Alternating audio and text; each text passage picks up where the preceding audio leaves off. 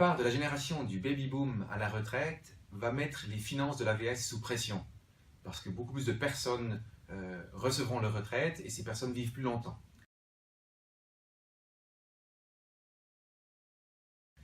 Il y a en fait 3 leviers pour assainir les finances de l'AVS. Premièrement, on peut réduire le niveau des rentes. C'est politiquement très difficile et ça fait sûrement pas beaucoup de sens dans la mesure où l'AVS devrait garantir le minimum existentiel.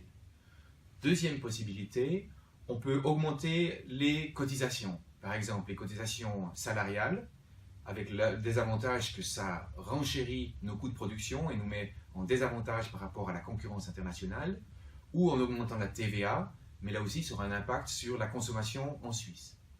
Le troisième levier, c'est d'économiser plus longtemps, c'est-à-dire de relever l'âge de la retraite.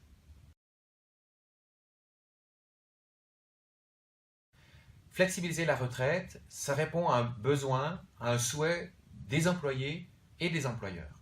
Pour les employés, ça veut dire peut-être à l'âge de 63 ans, réduire son taux d'activité à 60%, avoir moins de pression, avoir plus d'autonomie sur ton emploi du temps, qui vous permet par exemple de travailler jusqu'à 66 ou 67 ans. Ainsi, l'employé senior peut s'occuper de ses petits-enfants, avoir plus de temps pour lui, ou s'occuper de ses parents qui sont malades et dépendants.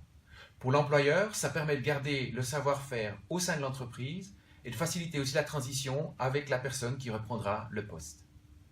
Par contre, en termes financiers, ça n'a aucun impact sur les finances de l'AVS parce que les gens qui partent plus tôt à la retraite reçoivent une rente plus petite sur une durée plus longue. Ceux qui partent plus tard à la retraite touchent une rente plus forte, plus haute, mais sur une durée plus courte. Mais la somme totale qui est versée pour une personne, en moyenne, reste la même. Si on veut assainir les finances de l'AVS, alors il faut relever l'âge légal de la retraite pour une même rente, par exemple à 66 ans ou à 67 ans. Ainsi, on paye plus longtemps dans le système, par le biais de nos cotisations salariales, et on touche moins longtemps la rente, ce qui permet d'alléger les finances d'un montant environ de 3 milliards de francs par an si on relevait l'âge de la retraite d'une année pour les hommes et pour les femmes.